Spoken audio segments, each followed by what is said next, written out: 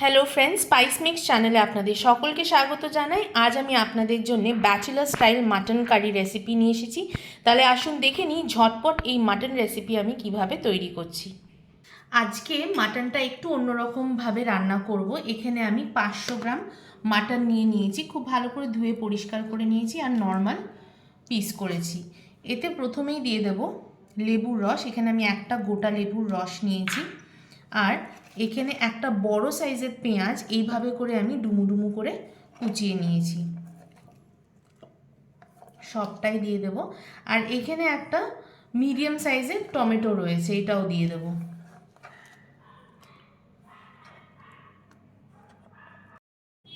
আর দেব 1 চামচ ভরে আদা বাটা।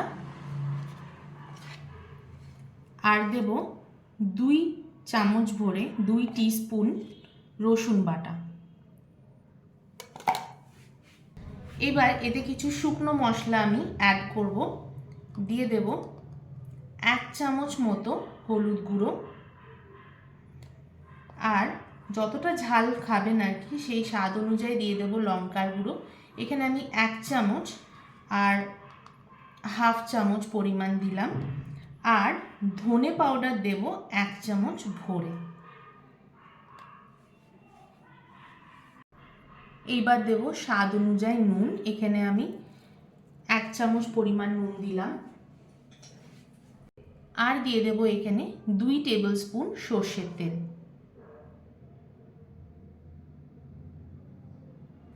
এইবার এই সমস্ত উপকরণ কিন্তু খুব ভালোভাবে এবার মাংসের সাথে মিশিয়ে নিতে হবে।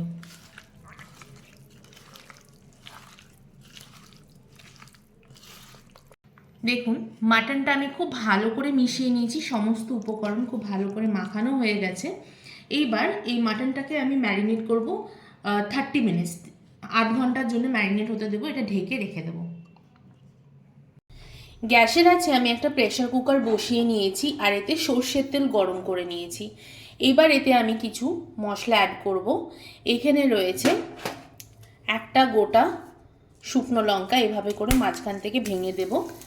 রয়েছে 2টো তেজপাতা, 1 ইঞ্চ মতো দারচিনি, 4টে লবঙ্গ আর 2টো এলাচ।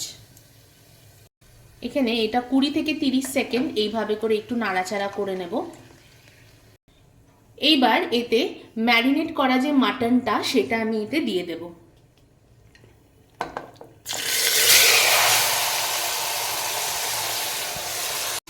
ম্যারিনেটেড মাটনটা দিয়ে দিয়েছি। এইবার খুব ভালোভাবে এটাকে নাড়িয়ে নিতে হবে। আর লো টু মিডিয়াম ফ্লেমে রেখে কিন্তু আমি এটাকে খুব ভালোভাবে কষিয়ে নেব। এতে এখন কোনো রকম কোনো মশলা দেওয়ার কোনো প্রয়োজন নেই, কারণ ম্যারিনেশন করার সময় কিন্তু আমি সমস্ত মশলা দিয়েই ম্যারিনেট করেছি। এইবারে খুব ভালো করে নাড়িয়ে নিতে হবে আর 10 থেকে 15 মিনিট খুব ভালোভাবে এটা মাটনটা কষিয়ে নিতে হবে। এইখানে দেখুন খুব ভালোভাবে 15 মিনিট মতো ফ্লেমটাকে লো টু মিডিয়ামে রেখে কিন্তু মাংসটা খুব ভালোভাবে কষিয়ে নিয়েছি।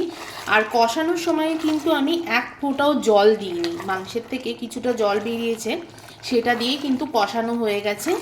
দেখুন মশলার থেকে অনেকটা তেলও ছেড়েছে। খুব ভালোভাবে কষিয়ে নেওয়ার পর এবার এতে আমি গরম জল অ্যাড করব। এখানে 1.5 কাপ পরিমাণ গরম জল দিলাম। একটু নাড়িয়ে নেব। গরম জল দেওয়ার পর এইভাবে হালকা একটু নাড়িয়ে নিতে হবে। আর এবার মাংসটাকে সেদ্ধ করার জন্য আমি এতে সিটি দিয়ে নেব। এইবার সিটিটা আপনাদের প্রেফারেন্স অনুযায়ী দেবেন, কতটা মাংস আপনারা নরম চান আর কি। তো আমি এখানে 4টে সিটি মতো দেব। এখানে আমি 4টে সিটি দেওয়ার পর এবার আমি ঢাকনাটা খুলে দিলাম। মাংসটা খুব ভালোভাবে নরম হয়ে গেছে, যেমনটা নরম মানে যতটা নরম আমরা খাই আর কি ঠিক ততটাই নরম করে নিয়েছি। আপনারাও ঠিক এইভাবে সিটি দিয়ে করে নেবেন। এইবারে নুনটা চেক করে নেব। এইবার এতে দিয়ে দেব স্বাদ অনুযায়ী হাফ চামচ নুন। আর এতে দিয়ে দেব 1 চামচ পরিমাণ গরম মশলার গুঁড়ো দিয়ে খুব ভালোভাবে এটাকে নাড়িয়ে নিতে হবে। আরেকটা কথা বলে দিই, আমি কিন্তু গ্রেভির জন্য এখানে 1.5 কাপ পরিমাণ জল দিয়েছি। যতটা গ্রেভি আপনারা চান সেই অনুযায়ী কিন্তু জলটা দিয়ে দিতে হবে। এবার আমি খানিকক্ষণ আরও 2 মিনিট মতো এটাকে ফুটতে দেবো। 2 মিনিট আমি গরম মশলা দেওয়ার পর আমি 2 মিনিট ফুটিয়ে নিয়েছি। এবার হালকা একটু নাড়িয়ে দেব। দেখুন কি সুন্দর কালার এসছে, দেখুন তৈরি হয়ে গেছে। এবার ফ্লেমটা অফ করে দেব।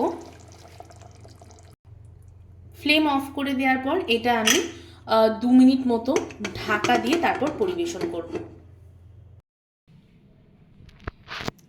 দেখুন আমাদের মাটন কারি একদম তৈরি হয়ে গেছে। কি সুন্দর একটা কালার এসছে দেখুন। আমি কিন্তু এখানে কাশ্মীরি লাল লঙ্কার গুঁড়ো কিছুই দিইনি, তাতেও কিন্তু কি সুন্দর রং এসছে দেখুন। এটা কিন্তু পুরোটাই কষানোর উপর নির্ভর করে। তাহলে এই ঝটপট রেসিপিটা আপনাদের কেমন লাগলো অবশ্যই কিন্তু কমেন্ট করে জানাবেন। ভালো লাগলে লাইক শেয়ার সাবস্ক্রাইব করতে ভুলবেন না। তাহলে আজ ভিডিওটা এখানেই শেষ করছি। আবার আসবো একটি নতুন রেসিপি নিয়ে। আপনারা খুব ভালো থাকবেন, সুস্থ থাকবেন। ধন্যবাদ।